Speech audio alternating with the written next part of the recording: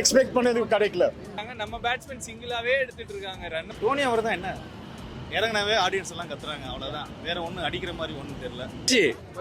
அது இனிமே வராது திருப்பி. இன்டென்ட்டே இல்லாத மாதிரி இருக்கு. ஏதோ சும்மா 20 ஓவர்ஸ் கம்ப்ளீட் பண்ண ஆடணுன்ற மாதிரி ஆடிட்டு இருக்காங்க.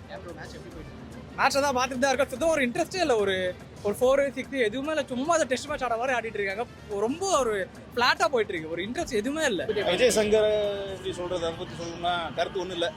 அவர் இல்லைன்னா இப்போ அவர் இல்லைன்னா முடிஞ்சு வச்சு மேட்ச். ஏன்னா அஸ்வின் அடுத்து இறங்கிறப்ப ஆல் அவுட் ஆயிருக்காங்க. அவர் நிக்கிறனால ஏதோ ரன் வருதோ இல்லையா, அவர் நிக்கிறனால கொஞ்சம் ஸ்ட்ராங்கா நிக்குது. சங்கர் அவர் ட்ரை பண்றாரு. ஆனா இன்னர் சர்க்கிள் தான் தாண்டுது. நிறைய 3 கேட்ச் அவருக்கு, ஒரு LBW 2 கேட்ச் விட்டாங்க. ஸோ டிசப்பாயிண்டிங்கா இருக்கு ஆடுறத பார்த்தா. சரியா பண்ணிருக்கணும். நம்ம எல்லாம் 4 தோனி வந்து நல்லா தான் விளையாடுறாரு.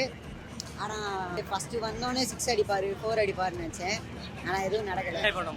வின் பண்ணலாம், மேபி வின் பண்ணா நல்லா இருக்கும். 2 செலெக்ஷன்